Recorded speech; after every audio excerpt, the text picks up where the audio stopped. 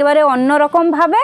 তো তার জন্য আমি নিয়েছি এখানে খুব টাটকা টাটকা একদম পালং।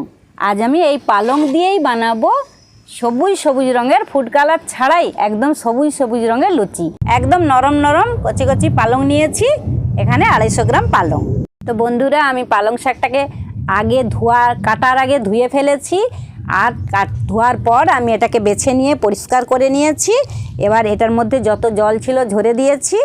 আর পালংয়ে তো এমনিতেই প্রচুর জল, আর আলাদা করে জল দেওয়ার দরকার নেই। আর পালং শাক অনেকে রান্না করে দিলে এর যে একটা গুণাগুণ থাকে সেটা নষ্ট হয়ে যায়।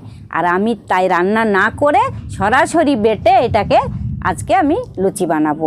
তো এটাকে অনেক সময় শিলনোড়ায়ও বাটা যায়, কিন্তু সময়ের অভাবে এখন মিক্সি সবার বাড়িতে থাকে, মিক্সি দিয়ে পেস্ট করে নিলেও চলে।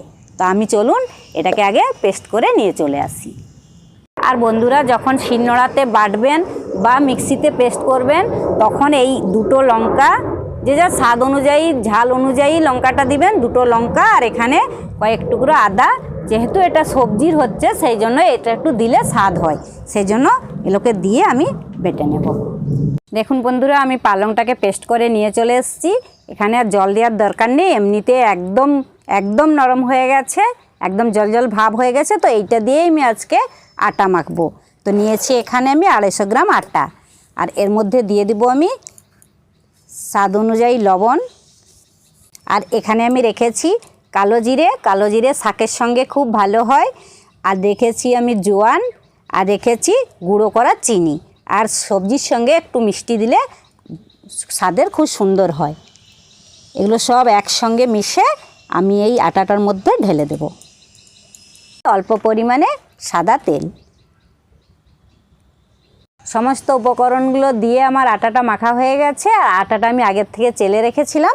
এবার আমি এই পালংয়ের পেস্টটা দিয়ে আটাটাকে মেখে নেব। অল্প অল্প দিব আর মাখতে থাকবো। শুধু রঙটা দেখুন বন্ধুরা, একদম মনে হবে যেন টাটকা টাটকা সবজি খাচ্ছেন।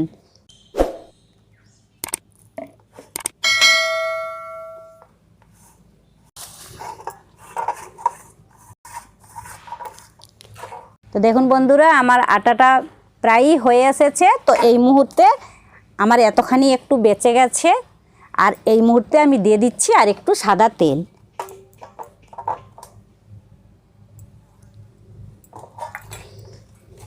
তো বন্ধুরা দেখুন, আমার এই লুচি করার জন্য ডোটা তৈরি হয়ে গেছে।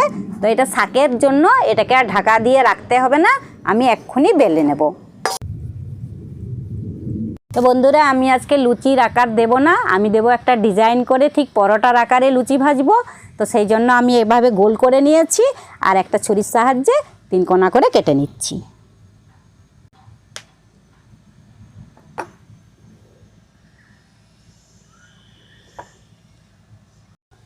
দেখুন বন্ধুরা, আজ আমি এইভাবে লুচিগুলো বানাবো, দেখতেও যেমন খুব সুন্দর লাগবে আর খেতেও তো খুব সুন্দর। এভাবে আমি সব লুচিগুলো আগে বেলে নেব। ঠিক এইভাবে আমি সব লুচিগুলো বেলে নিয়েছি।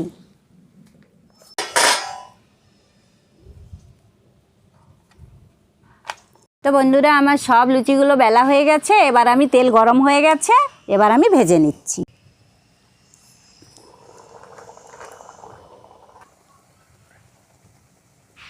দেখুন বন্ধুরা, বেশ লুচিগুলো ফুলে ফুলে উঠেছে, আর এইভাবে আমি সব লুচিগুলোকে ভেজে নেব। আর দেখতেও একটা দারুণ হয়েছে। গোল গোল লুচি তো সবাই বানায়, আর সবার বাড়িতে এভাবে গোল গোল বানায়, কিন্তু আমি বানালাম একটু ডিজাইন করে, যাতে দেখতেও ভালো হয় আর খেতেও তো খুব সুন্দর।